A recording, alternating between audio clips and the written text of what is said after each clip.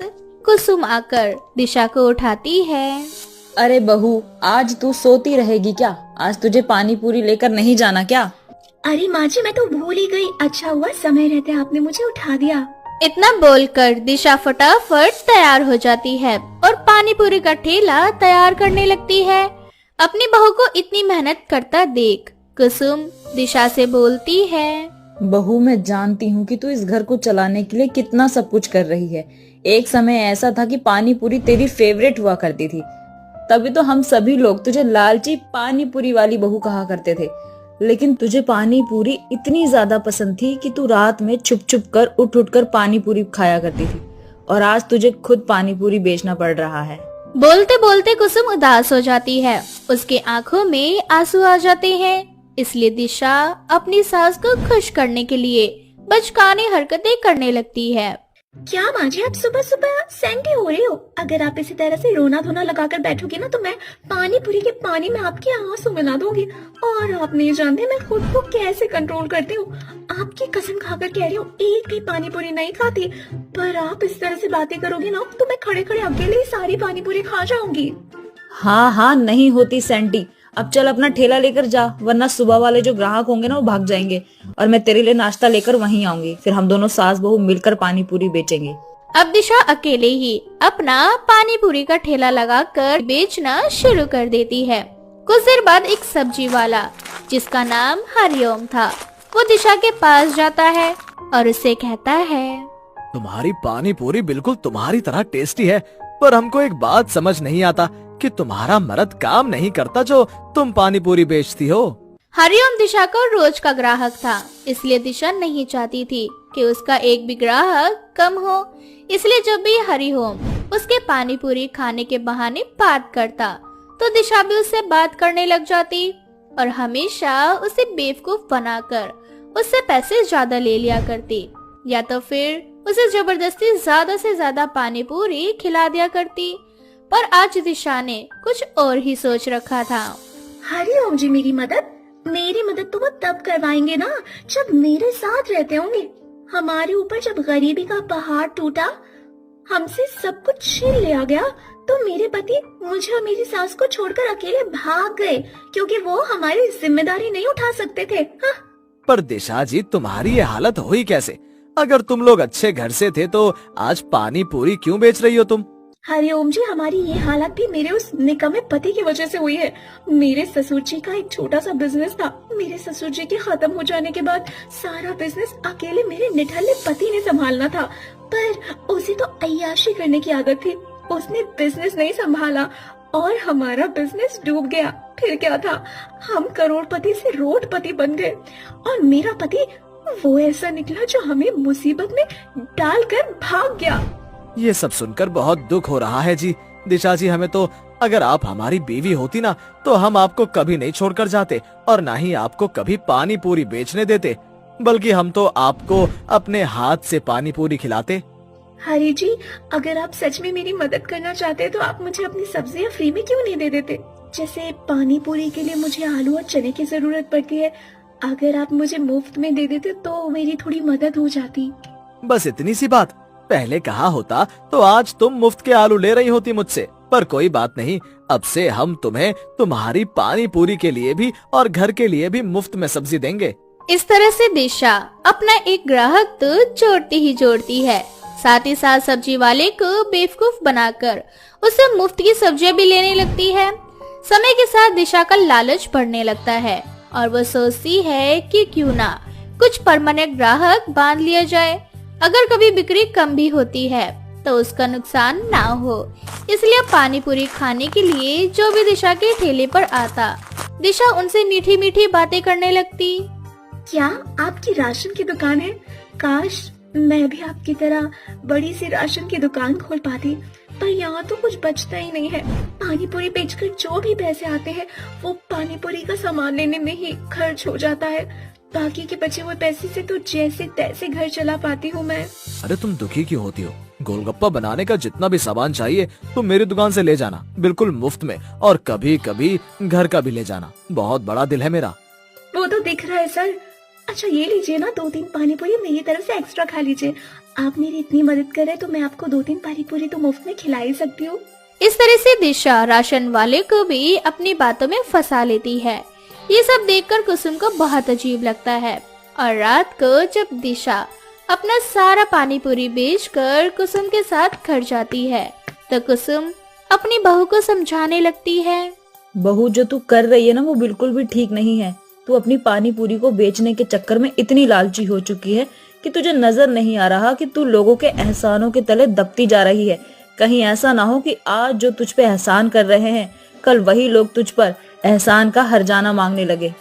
माँ जी, बिजनेस ऐसे ही चलता है और मैंने जिस दिन पानी पूरी का ठेला चालू किया था उसी दिन मैंने कसम खा ली थी जब तक मैं अपने ठेले को दुकान में नहीं बदलूंगी तब तक मैं एक भी पानी पूरी नहीं खाऊंगी। माँ जी, पानी पूरी बेचते हुए कैसे खुद पर काबू रखती हूँ ना मैं, वो सिर्फ नहीं जानती हूँ। कुसुम के बार बार समझाने पर भी दिशा को कुसुम की बातें समझ नहीं आती और वो इसी तरह से लोगों को बेवकूफ बनाकर उनसे मुफ्त का सामान लेकर पानी पूरी बेचने लगती। अब दिशा का पानी पूरी में 1 रुपया भी नहीं लगता और मुनाफा भी बढ़ जाता है। दिशा अपना मुनाफा और बढ़ाने के लिए अब पानी पूरी में मिलावट करने लगती है। बहू, हमारा काम तो बहुत अच्छे से चल रहा है और जल्द ही तू अपनी दुकान खोल लेगी। और वैसे भी पानी पूरी को बनाने में जो भी सामान लगता है वो तू खरीदती तो है नहीं, तुझे मुफ्त में मिलता है सब कुछ। फिर तू पानी पूरी में मिलावट क्यों कर रही है?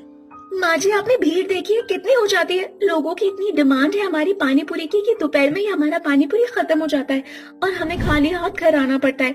बस इसीलिए मैं मिलावट कर रही हूँ ताकि हमारी पानी पूरी की दुकान शाम तक चलती रहे और ग्राहकों की भी लाइन लगी रहे। पर बहू, इतना लालच नहीं। माँ जी, ये लालच नहीं, सब ऐसा करते हैं।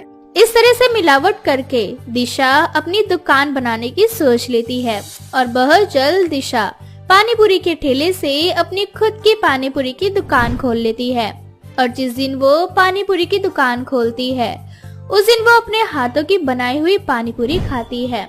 जब दिशा अपने हाथों की पानी पूरी टेस्ट करती है तो उसे पानी पूरी का स्वाद बहुत गंदा लगता है और तभी एक औरत दिशा की दुकान पर आती है और उससे कहती है, अरे बहन, तुम पहले कितना अच्छा पानी पूरी बनाती थी पर अब तुम्हारी पानी पूरी में इतनी मिलावट करती हो कि तुम्हारी वजह से मेरे बच्चे की तबीयत खराब हो गई है। अब अपनी पानी पूरी तुम खुद ही खाओ जैसे अभी खा रही थी। एक बात और, अगर मेरे बच्चे को कुछ हुआ ना तो मैं तुम्हें नहीं छोड़ूंगी। इस तरह से उस दिन दिशा के एक भी पानी पूरी नहीं बिकते और उसके बंधे हुए ग्राहक भी पानी पूरी लेना बंद कर देते हैं। जिसके बाद दिशा को अपनी गलती का एहसास होता है और वह फिर से पहले की तरह अच्छी पानी पूरी बेचना शुरू कर देती है, वो भी बिना किसी लालच के।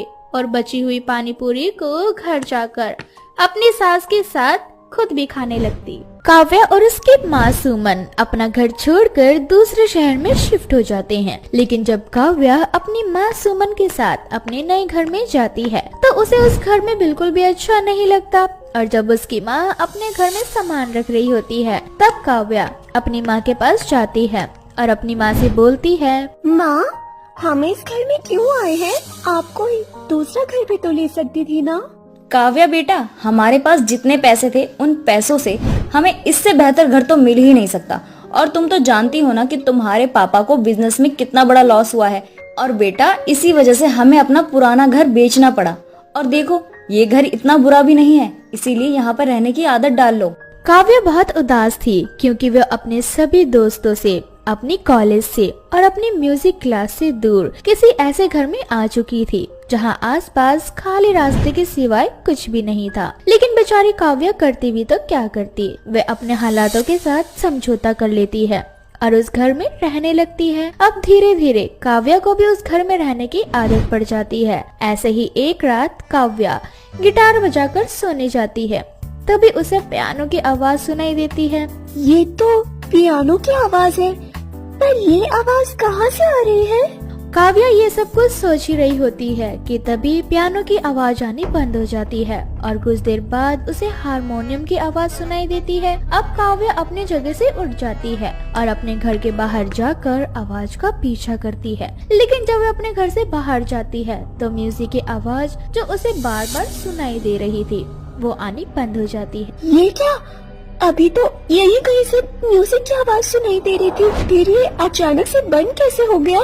काव्य, तू बहुत ज्यादा सोच रही है, रात बहुत हो चुकी, तुझे अब चलकर सो जाना चाहिए। जिसके बाद काव्या एक बार फिर अपने कमरे में जाकर सोने की कोशिश करने लगती है, लेकिन एक बार फिर उसके कानों में म्यूजिक की आवाज आती है। फिर से म्यूजिक की आवाज, इस बार ये आवाज इस खिड़की की तरफ से आ रही है। इस बार वो आवाज उसके कमरे की खिड़की के पीछे से आ रही थी। उस खिड़की को देखकर ऐसा लग रहा था मानो जैसे सदियों से कभी किसी ने उस खिड़की को खोला ही नहीं। अब काव्या अपने बिस्तर से उठती है और उस खिड़की को खोलती है, जहाँ वे उस खिड़की के पीछे एक म्यूजिक क्लास देखती है। साथ ही वो अपनी खिड़की से देखती है कि एक बहुत ही सुंदर लेडी वहाँ कुछ बच्चों को म्यूजिक क्लास दे रही है। ये देखकर काव्या हैरान हो जाती है। मैं जब यहाँ आई थी तब यहाँ हमारे घर के अलावा और कुछ नहीं था। कमरे के ठीक पीछे म्यूजिक क्लास है और मुझे पता ही नहीं, परंतु इस समय भला यहाँ कौन म्यूजिक सिखाने के लिए जाता है?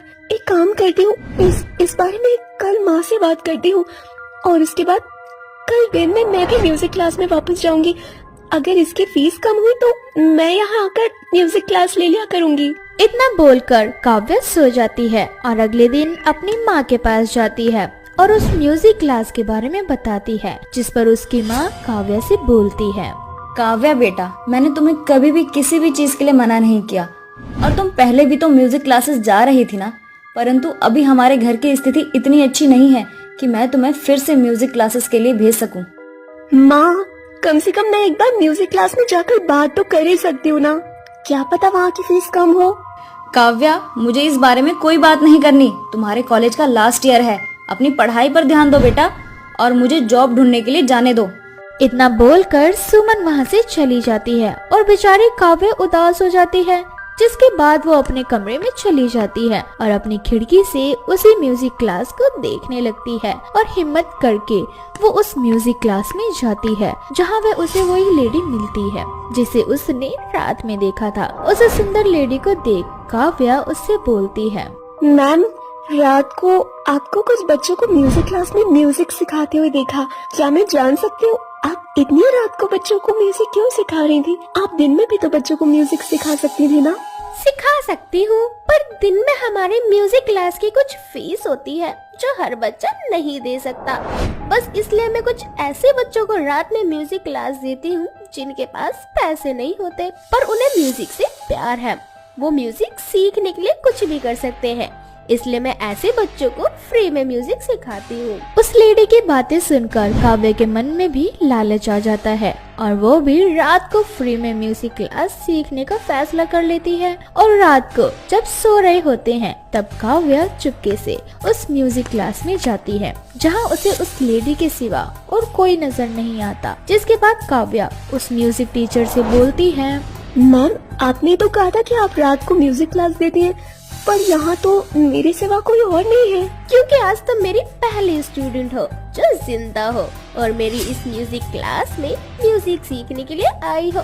इतना बोलकर वो लेडी अपने असली रूप में आ जाती है और अपने सामने एक चुड़ैल को देख काव्या वहाँ से भागने लगती है, लेकिन सभी कमरे के दरवाजे अपने आप बंद हो जाते हैं और वहाँ रखे सभी पियानो, गिटार, हारमोनियम अपने आप हवा में उड़ने लगते हैं और अपने आप एक साथ बजने लगते हैं। ये सब देखकर काव्या को कुछ समझ नहीं आता और वो चिल्लाने लगती है और अपनी जान बचाने की कोशिश करती है, लेकिन चुड़ैल हवा में उड़ने लगती है और उससे बोलती है, ये चुड़ैल का म्यूजिक क्लास है और यहाँ सिर्फ एक ही म्यूजिक बजता है, तुम जैसे लोगों के चिल्लाने की आवाज। देखते ही देखते वो सुंदर म्यूजिक क्लास एक खंडर में बदल जाता है और कुछ ही देर में वहाँ और भी कुछ भूतिया स्टूडेंट्स आ जाते हैं। हमें भी म्यूजिक क्लास बहुत पसंद था और हम भी तुम्हारी तरह यहाँ म्यूजिक सीखने आए थे।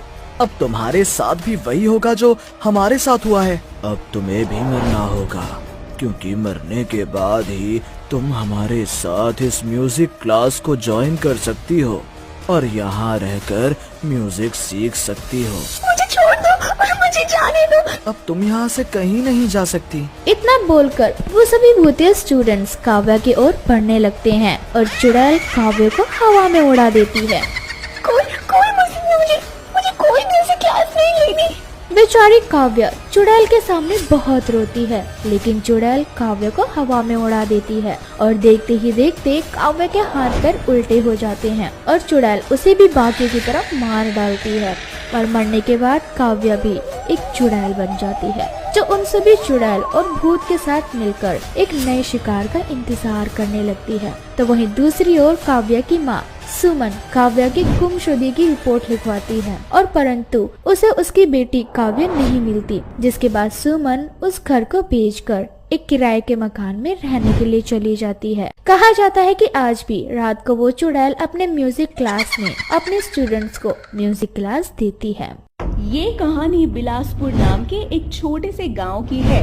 बंसी नाम का एक व्यक्ति काम करके रात के समय अपने घर जा रहा होता है। काफी रात हो चुकी थी, इसीलिए उसे घर जाने में डर लग रहा होता है। क्या करूं? हाईवे से जाऊं या जंगल के कच्चे रास्ते से? हाईवे से जाऊंगा तो घर पहुंचने में कम से कम 2 घंटे लग जाएंगे, और अगर जंगल के कच्चे रास्ते से जाऊंगा तो आधे घंटे के अंदर घर पहुंच जाऊंगा। हे भगवान, समझ नहीं आ रहा क्या करूं। जंगल के रास्ते से तो मुझे जाने में बहुत डर लगता है, और हाईवे का रास्ता कुछ ठीक नहीं है। कहा जाता है वहाँ पर कुछ गुंडे और चोर उचक्के रहते हैं जो लोगों को लूटकर उन्हें मार देते हैं। अगर वो गुंडे मुझे मिल गए तो एक काम करता हूँ, जंगल के रास्ते ही चला जाता हूँ। अब बंसी जंगल के कच्चे रास्ते से घर जाने के लिए निकल पड़ता है। बंसी अभी थोड़ी ही अंदर जंगल में गया होता है, तभी उसे आवाज सुनाई देती है।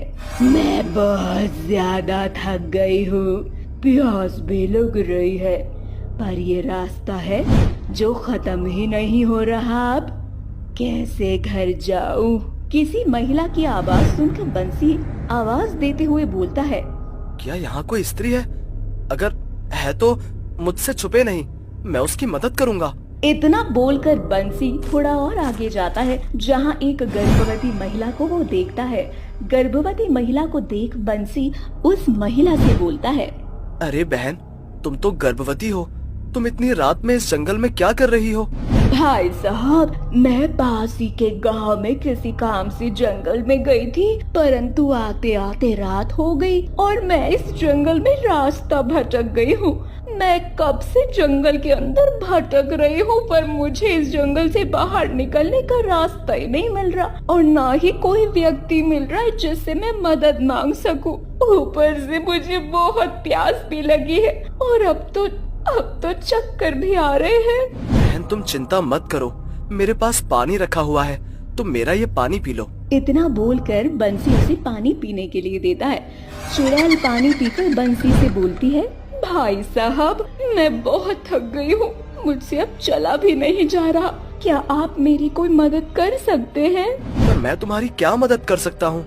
मेरे पास तो कोई संसाधन भी नहीं है जिस पर बैठाकर मैं तुम्हें तुम्हारे घर छोड़ सकूं। भाई साहब, आपने तो मुझे बहन बोला है, अपनी बहन को अकेले इस जंगल में छोड़कर मत जाओ ना, थोड़ी सी मदद कर दो, मैं इस जंगल से बाहर निकल जाऊंगी तो अपने आप अपने घर पहुंच जाऊंगी। बस मुझे इस जंगल से बाहर निकाल दो। ठीक है बहन, तो फिर तुम एक काम करो, मेरे कंधे का सहारा लेकर चलो, हम बहुत जल्द जंगल को पार कर लेंगे। जंगल बस खत्म ही होने वाला है और जंगल का ये रास्ता बिल्कुल शॉर्टकट है। मेरी मदद करने के लिए आपको बहुत बहुत शुक्रिया भाई साहब। अब बंसी औरत को अपने कंधे का सहारा देकर चलने लगता है। थोड़ी ही देर बाद वो गर्भवती औरत एक चुड़ैल बन जाती है और बंसी के गले को दबाने लगती है, जिसके बाद बंसी उससे बोलता है, अरे तुम तो एक गर्भवती महिला थी, फिर चुड़ैल कैसे बन गई? मैं एक झूठी गर्भवती चुड़ैल हूँ जो इस जंगल के पीपल के पेड़ पर रहा करती थी, परंतु तुम कुछ गांव वालों ने मिलकर मुझे उस पेड़ में कैद कर दिया था। आज बहुत दिन बाद फिर से मैं आजाद हुई हूँ और मैं बहुत खुश हूँ, इसीलिए मैं लोगों को बेवकूफ बनाती हूँ झूठी प्रेगनेंसी का नाटक करके, ताकि तुम भोले भाले गांव के लोगों को मैं अपना शिकार बना सकूँ और तुम लोगों को मार कर खा सकूँ। इतना बोलकर वो चुड़ैल बंसी को मारकर खा जाती है। अब ऐसे ही कुछ दिन बीत जाते हैं, परंतु बंसी का कहीं कुछ अता पता नहीं चलता। अब इस तरह की घटना गांव में धीरे धीरे बढ़ने लगती है। अब जो कोई भी शाम को जंगल से आता जाता, वो चुड़ैल झूठी प्रेगनेंसी का नाटक करके लोगों को अपना शिकार बना लिया करती। ऐसे ही एक दिन दिनेश का एक दोस्त गोपाल उससे मिलने उसके घर जाता है। दिनेश भाई तुम चिंता मत करो, जिसको जाना होता है वो चला ही जाता है। मुझे बहुत अफसोस है भाभी के जाने का, वो भी ऐसे समय पर जब वो गर्भवती थी।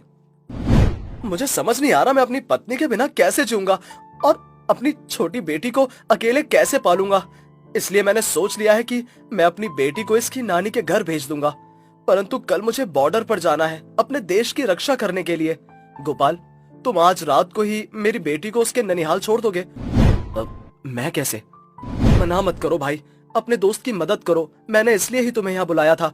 मेरे नसीब में तो ये भी नहीं लिखा है कि मैं अपनी बीवी की 13वीं मना सकूं, पर मैं अपनी बेटी के उज्जवल भविष्य के लिए उसे उसके ननिहाल भेजना चाहता हूँ। मेरे पास समय नहीं है, मुझे कल बॉर्डर पर जाना है। प्लीज मेरी बेटी को उसकी नानी के पास छोड़ाओ। ठीक है दिनेश, तुम अपने ससुराल का एड्रेस दे दो, मैं सुबह होने से पहले गुड़िया को उसकी नानी के पास छोड़ाऊंगा। एड्रेस मैं तुम्हें व्हाट्सएप कर दूंगा और मैं तुम्हें बता देता हूँ, यदि तुम जंगल के कच्चे रास्ते से जाओगे तो तुम जल्दी पहुँच पाओगे, इसलिए तुम हाईवे का रास्ता ना पकड़कर जंगल के रास्ते जाना। ठीक है दोस्त, फिर मैं अभी गुड़िया को लेकर निकलता हूँ। इतना बोलकर गोपाल दिनेश की बेटी का हाथ पकड़ता है और जंगल के रास्ते से जाने लगता है। अभी ज्यादा रात नहीं हुई थी कि गोपाल हाथ पकड़कर अभी जंगल के अंदर गया ही था कि तभी उसे किसी के रोने की आवाज आती है। मैं गर्भवती हूँ, मैं रास्तों भटक गई हूँ, अब मैं कैसे अपने घर जाऊंगी? काश कि मैंने अपने पति की बात मान ली होती और जंगल में लकड़ियाँ काटने के लिए नहीं आई होती। रोने की आवाज सुनकर गोपाल गुड़िया के साथ थोड़ा और आगे जाता है, जहाँ वो एक पेड़ के पास एक गर्भवती महिला को रोता हुआ देखता है। गर्भवती महिला को रोता देख गोपाल उस महिला से बोलता है, मैडम क्या हुआ, आप इस तरह से रो क्यों रही हो? साहब, मेरी सास बहुत बुरी है, उन्होंने मुझे जंगल से लकड़ियाँ काट कर लाने को बोला था। मेरे पति ने मुझे बहुत मना किया, पर मैंने उनकी एक न सुनी और मैं इस जंगल में लकड़ियाँ काटने के लिए आ गई। परंतु अब मैं रास्ता भूल चुकी हूँ। मैं कितनी देर से इस जंगल से निकलने की कोशिश कर रही हूँ, पर बाहर ही नहीं निकल पा रही। साहब, मैं गर्भवती भी हूँ, प्लीज मेरी मदद कर दीजिए और मुझे इस जंगल से बाहर जाने का रास्ता बता दीजिए ना, आपकी बहुत मेहरबानी होगी। तो फिर मैडम आप एक काम कीजिए, आप हमारे साथ चलिए। मैं भी इस बच्ची के ननिहाल जा रहा हूँ इसे इसकी नानी के पास छोड़ने के लिए।